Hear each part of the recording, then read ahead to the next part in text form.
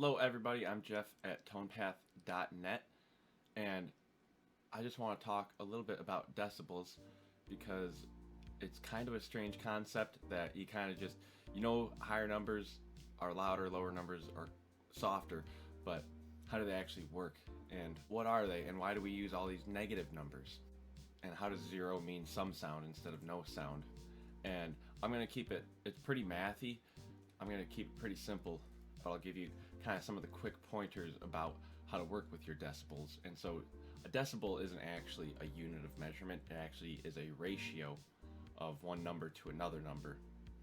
And for music and sound, we're usually referencing what silence is, the threshold of human hearing. What is the quietest something we can hear and perceive it as sound?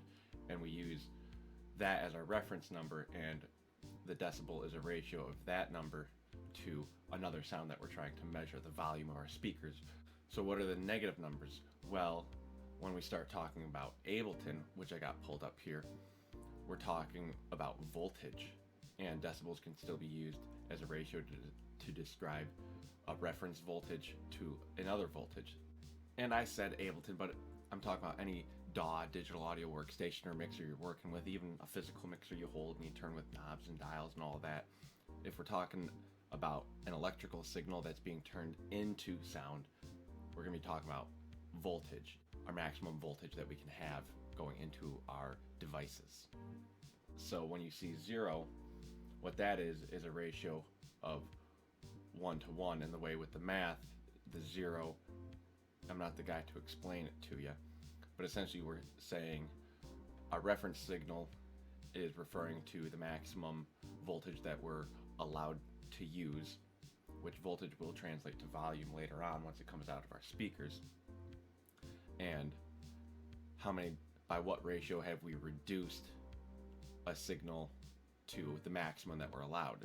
And so we use decibels to have a nice numbering system for it, instead of having to know that the 86 decibels is technically 5 billion times louder than silence.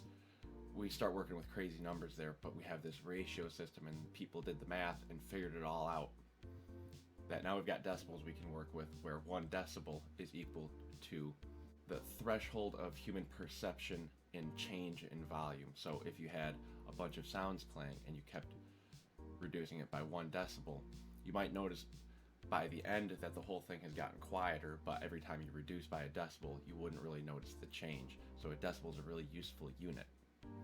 And then another quick one for you, the way the math works out, we can use 3 decibels to represent doubling a signal or having the strength of a signal. To make it a little bit more clear about how these decibels work, is 3 decibels is going to represent doubling the power of a signal, what it is, before it's getting to your speakers, whereas 6 decibels represents what it takes for us to perceive the output as twice as loud.